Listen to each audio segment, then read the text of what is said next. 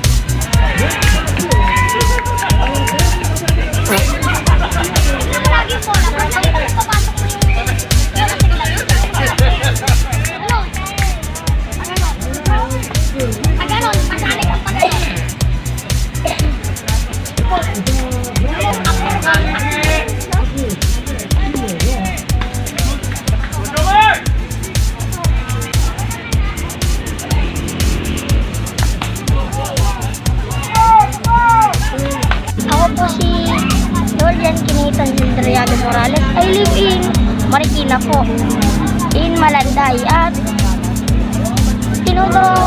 gusto ko rin po maging player po ng baseball. At ito na nga po, naging player na po ako. Gusto ko rin po makatulong sa mga katulad ko na dating nangangarap rin po maging player. Kaya tinuturong ko po ang pinsan ko or kahit sino pong kilala kong gusto mag-baseball.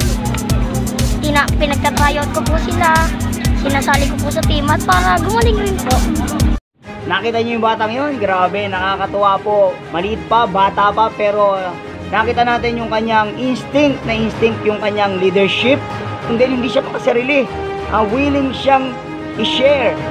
Instinct yung kanyang pagtuturo. Willing siyang i-share yung kung ano ang meron siya sa ibang mga bata.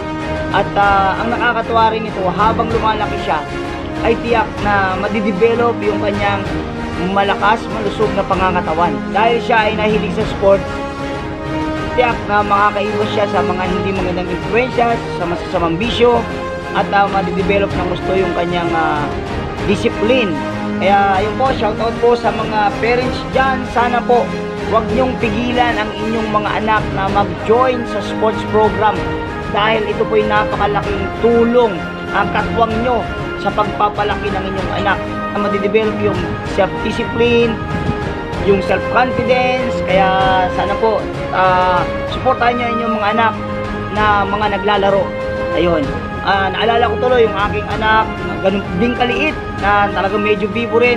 Hinayaan ko at talagang tinuruan ko siya mag-baseball, tuloy-tuloy siyang naglaro hanggang naging varsity player siya ng UST at napakahilig din niyang magturo.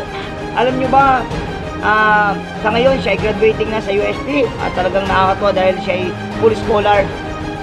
At mula pa noon ay tinulungan niya ako na mag-train dito sa mga player na hawak ko ngayon at talagang napakalaking tulong. Kaya yun po, nakakatuwa talaga, napakaganda ng dulot ng sports sa ating mga kabataan. Kaya ayun po, sana po, at shoutout naman sa mga nakapanood dyan. Nakita nyo naman, di ba? Yung glove ng mga bata masyadong malaki para sa kanilang mga kamay, kaya hindi sila masyadong makasalo at isa lang. So shoutout po, baka meron kayong spare na maliliit na glove dyan para sa mga batang yon, ay pwede natin silang kontakin. Sa Marikina lang yon. Habang nanonood po ako ng baseball game, ay nakita ko, nakuha yung atensyon ko ng bata na yun na nagtuturo sa kanyang kalaro, sa kanyang pinsan na baseball po. Kaya yon, sana po sa mga bago dyan ay paki-subscribe lang po ang aking YouTube channel, Coach Manny. Paki-like and share din po ng ating video. Maraming salamat po. Mabuhay kayong lahat. God bless you all. Bye-bye!